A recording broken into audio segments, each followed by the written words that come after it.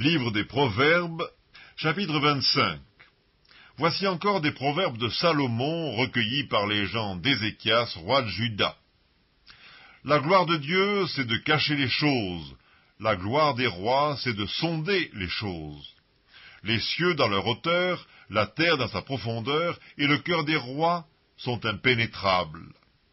Ôte de l'argent les scories, et il en sortira un vase pour le fondeur. Ôte le méchant de devant le roi, et son trône s'affermira par la justice. Ne t'élève pas devant le roi, et ne prends pas la place des grands, car il vaut mieux qu'on te dise « Monte ici », que si l'on t'abaisse devant le prince que tes yeux voient.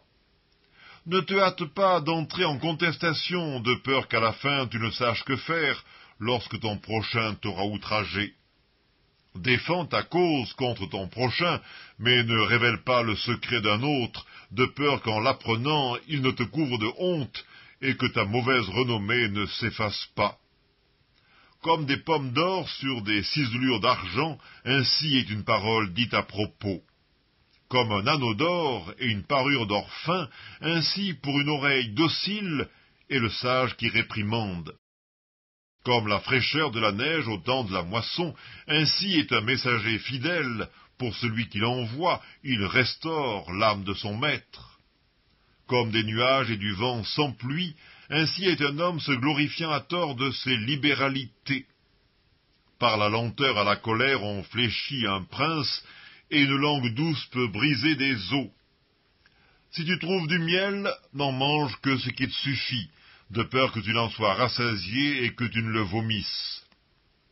Mets rarement le pied dans la maison de ton prochain, de peur qu'il ne soit rassasié de toi et qu'il ne te haïsse.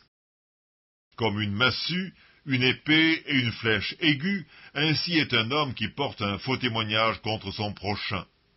Comme une dent cassée et un pied qui chancelle, ainsi est la confiance en un perfide au jour de la détresse. Ôter son vêtement dans un jour froid, répandre du vinaigre sur du nitre, c'est dire des chansons à un cœur attristé.